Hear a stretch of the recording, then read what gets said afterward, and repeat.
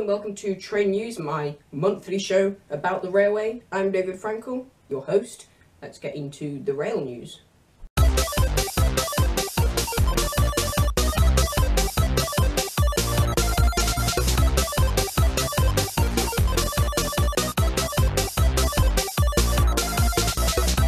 Rail freight made the headlines this month when the first direct freight train from China to the UK arrived in Barking in London. Unfortunately, there is one tiny problem with this story. It is a lie. What actually happened is that the first freight containers to be transported entirely by rail arrived in the UK from China. The train itself carrying the freight had to be changed 3 times due to gauge differences and channel tunnel compatibility. Even so, this is huge news for the freight industry. Transit of containers from China to the UK takes 3 days by plane and 36 days by boat.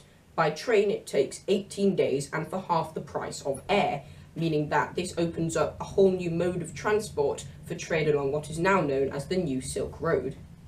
2019 will see change on the Merseyrail network, with the current Class 507 and 508 rolling stock being replaced with new units from Stadler in a £460 million deal. A new timetable will be introduced from 2021, with the new trains being able to carry 60% more passengers. The first new MK5 carriages for TransPennine Express are set to arrive in the UK ahead of 2018. From 2018, they will be paired with 68 locomotives to boost capacity on the Manchester and Liverpool to Newcastle routes.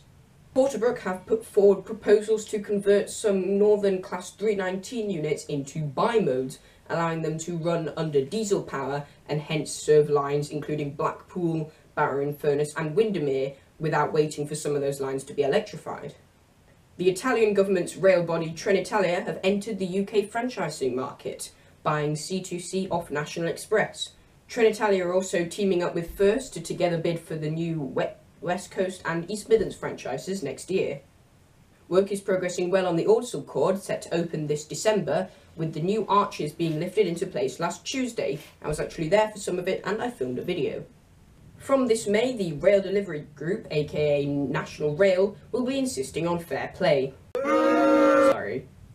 Fare simplification will be trialled, with prices reduced on long-distance journeys on routes such as the cross-country routes, by automatically charging the lowest available price currently achieved by splitting the rail journey. Long-distance cross-country fares are notoriously expensive. There was this news story recently about 2 girls, one living in Newcastle, one living in Birmingham, and instead of one of them travelling down to Birmingham by train, they both flew out to Malaga, and it was cheaper. This also comes soon after a news story about a football fan travelling from Newcastle to Oxford who saved £30 on his ticket by splitting it into 56 tickets.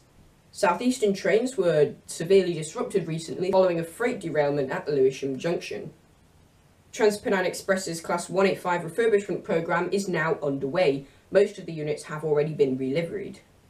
Last but not least is the biggest story of the month, at least according to Manchester. The second half of the second city crossing between Exchange Square and St Peter's Square is open, and it opened today.